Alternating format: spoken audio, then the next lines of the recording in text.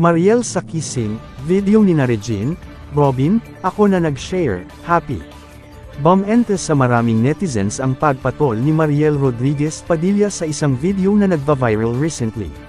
Ito yung lumang video ng kanyang mister na si Senador Robin Padilla at Asia songbird na si Regine Velasquez na naghalikan sa stage sa harap ng kanilang fans. Ayon kay Mariel, shinare na niya yung video dahil sa dami ng mga nagtatag sa kanya. Nakuha pa nga niyang itag ang batikang singer at mister ni Regine na si OG Alcacid. Ang daming nagtag sakin, laughing emoji, mas madami pa nagtag sakin dito kesa sa Eve Drip.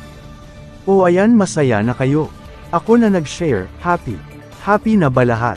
Pambukas na panali ko. Wika pa niya, tag ko na din si Kuya OG Alcacid kasi dalawa kami tag nyo.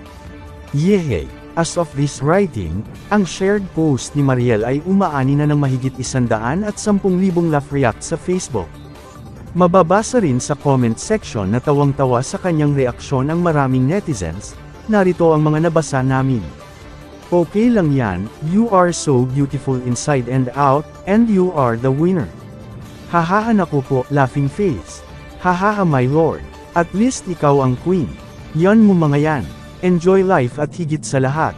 Mga anak, dyan sila, God bless you more ma'am, folded hands emojis. Sana masaya na ang lahat idol, laughing face emoji. Astig ka talaga madam, laughing face emojis.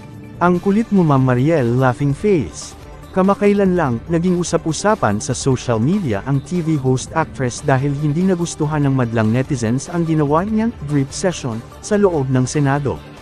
Sa exclusive interview, ipinagtanggol ni Mariel ang sarili sa naging issue. Say niya, in my heart, wala akong tinapakan na kahit sinong tao.